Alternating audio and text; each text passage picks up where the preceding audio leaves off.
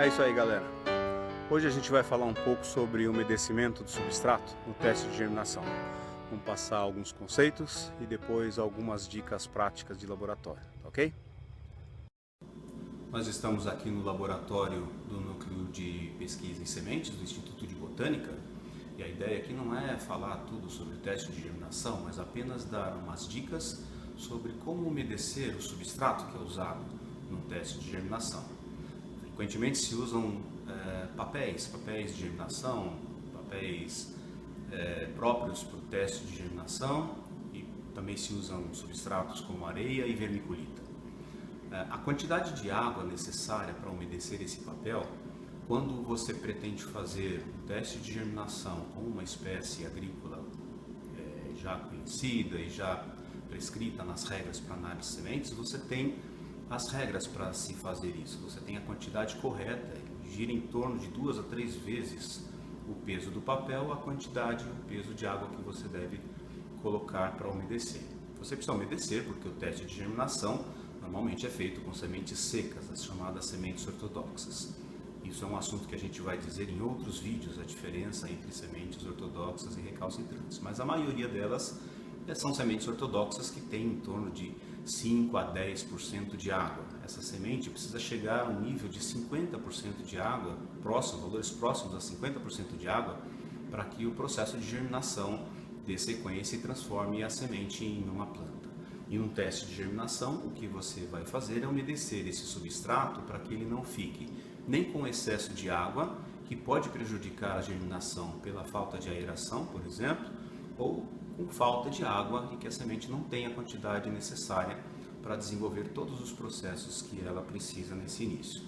Então, nesse caso, nós vamos dizer algumas dicas que a gente tem no laboratório para se calcular essas quantidades do papel e da areia. Um problema recorrente que se tem visto em alguns casos é o excesso de água.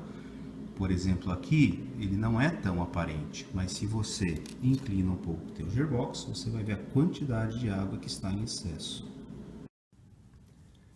Uma forma prática e eficiente é colocar os papéis de germinação numa bandeja cheia de água, saturá-los e depois escoar o excesso. Na saturação, quando você inclina, não há formação daquela água. Então você pode pressionar com o dedo o papel e verificar se há uma formação de um pequeno líquido em volta. No caso de substratos diferentes do papel, como a areia, por exemplo, que é muito utilizada nos laboratórios, é importante que você saiba a quantidade de água que você deve colocar no substrato para que ele não fique nem seco e nem tenha água em excesso, que ele fique no ponto de saturação.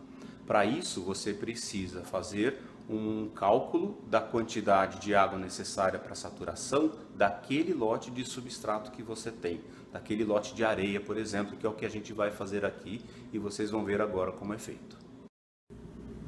Para isso, nós vamos contar com a ajuda da minha orientada de mestrado, Mariane, que vai mostrar como fazer. Eu coletei uma amostra de 100 ml de areia, que vai ser adicionada aqui no funil.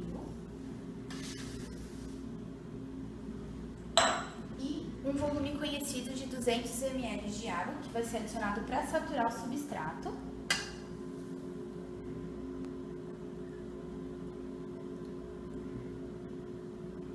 E o excesso dessa água vai ser coletado na proveta.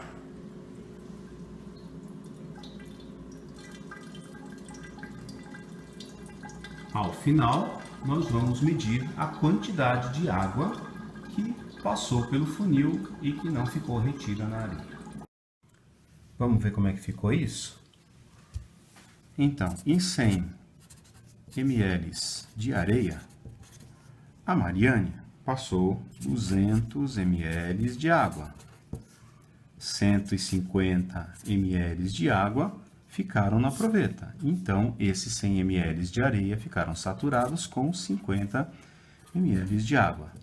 Isso dá uma relação de 1:2 entre água e areia.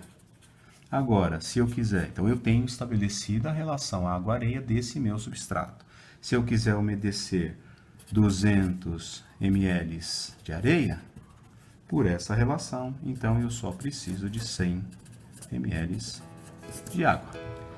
É isso aí, galera. Espero que vocês tenham aproveitado, que façam bom uso dessas dicas e até a próxima.